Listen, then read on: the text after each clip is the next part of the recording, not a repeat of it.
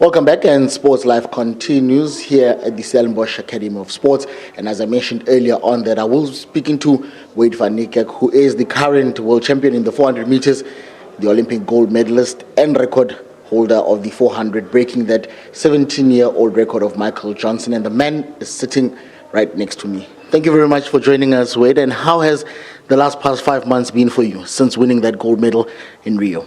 Thanks for having me. It's definitely been such an amazing, blessed year for myself. I'm really just using this moment, and it's been a massive confidence booster for my career. I'm excited to see what 2017 has in store for me. You've also been nominated for the Laureus Sports Awards as the Breakthrough of the Year. It comes at a critical time, ahead of the athletic season. Obviously, should you win the award, that would be an extra motivator for you to do well, looking at the national championships and also looking at the world championships in London in August. Yeah, for sure. Being nominated alone was something I really feel honored about, something that's been a real privilege for myself to just go out there, and I'm quite excited to get to meet the guys that I've been nominated with, and even the different categories I saw. So I'm quite excited, and it's already given me such a massive sense of motivation and boosted my confidence to want to continue doing what I've done in 2017. 16, sorry. Being nominated for such a prestigious award, what does that mean? Yeah, it means a lot. I'm really representing way more than just Wayde. I'm representing my family, my country, and it's something that I really feel proud about. I'm going out there as a South African, raising our flag out high amongst from the world's best sports people, and this is people that we watch weekend and weekend on TV, and people that we find inspiration from. And I have the opportunity to be a South African ambassador right there at the awards. I'm really honored to have this opportunity. Now, going back to the track, the past 5 months surely have been hectic. The hype of you winning the gold medal at the Olympics and also breaking that record. But in the past 5 months, I'm sure that you've headed to the track as well in preparation for the upcoming season. How's that been going? Yeah, it's been quite tough. I had the opportunity to go and recover a bit, go into the doctor, sorted out a few problems that I had, and now I'm back to training. So I'm getting some good momentum. I feel a sense of healing happening in my body, but I think it's a process. So we really just need to be patient, and I feel quite confident for 2017. Talking about recovery and healing, 2017 is 1 year that you'll definitely want to be injury-free, especially looking that you'll be wanting to defend that title that you won in Beijing 2015. For sure. I'll definitely put my best foot forward again 2017, put in that hard work. I'm still as motivated as ever before. This year I'll be having more 100 and 200 meters as well, so I'm quite excited for that. That's what I live for, is this pure sprints, and now I have the opportunity this year to touch on a few of that, and hopefully at World Champs as well I would love to double. So we'll see. We'll take it race by race, and we'll decide closer to World Champs, and then we'll make the needed steps to perform. Talking about doubling in the 200 and the 400, don't you think that will perhaps affect your performance or your title defense in the 400?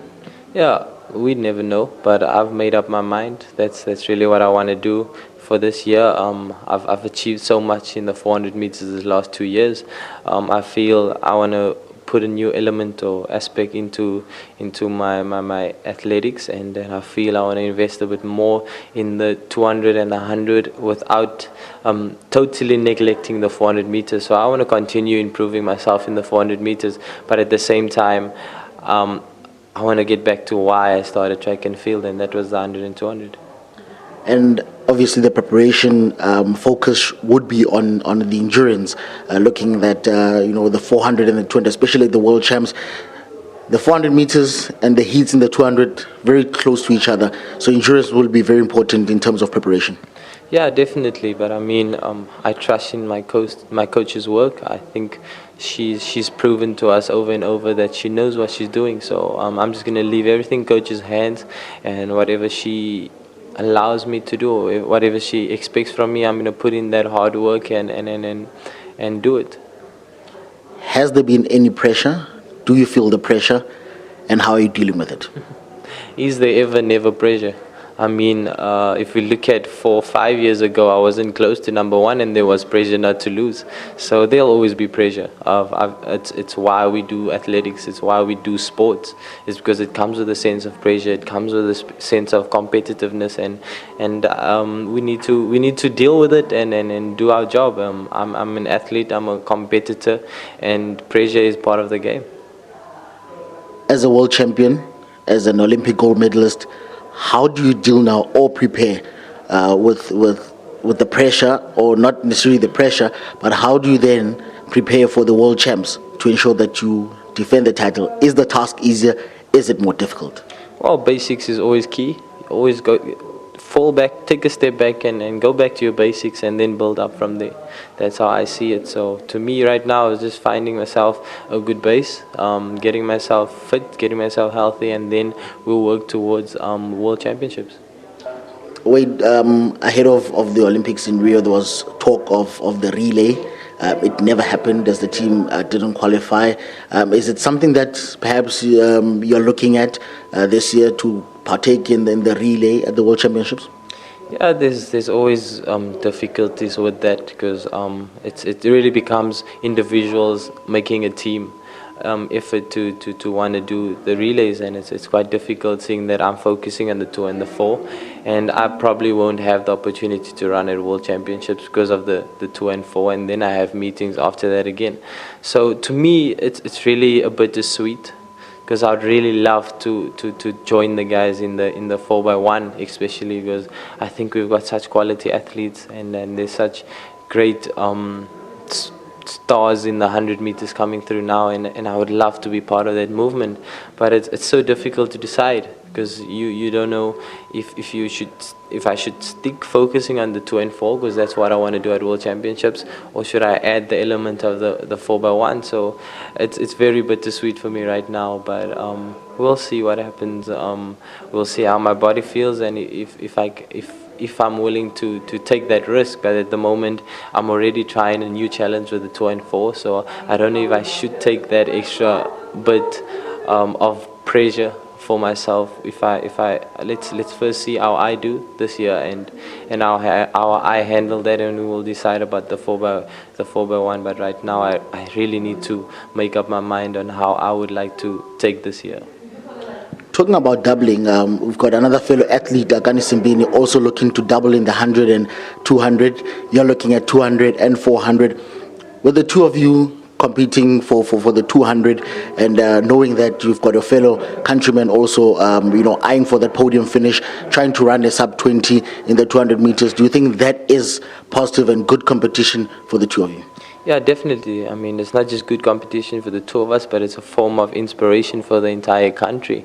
I mean, we've got such a massive generation of sprinters coming through now, which I'm quite excited for. But I mean, Akani and we are such great friends. We literally tour all together for this last few years now. So I know Akani quite well, and he's also quite a strong competitor. So to me, it will really just be another honor to be able to run with a fellow South African within the World Championships. But I think we both really need to put in some hard work to compete against these guys internationally. And I really back Akani. I really think that he'll do very good in both 100 and 200 meters, and I'm excited to see what he's got in store for us as well.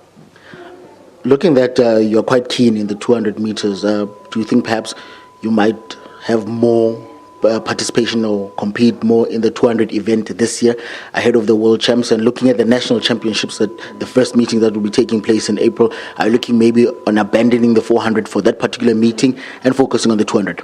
Well, I've personally decided that I'm mainly going to focus on the 100 and 200 in South Africa, and we're doing quite a number of 200s overseas as well. The 400 meters will probably only be introduced later on, closer to World Championships. And just to wrap it up, your expectations for yourself this year and as well as the World Championships in August? Well, to me, it's really just about that growth, that continuous growth. I'd love to do better than what I've done last year. So whatever times I've set up or whatever times is under my name right now, it needs to fall because I need to improve that. Wayde, always a pleasure talking to you, and good luck for the year ahead. And that was the world champion and Olympic gold medalist in the 400 meters, Wayde Van Niekerk, talking to us and looking ahead of 2017.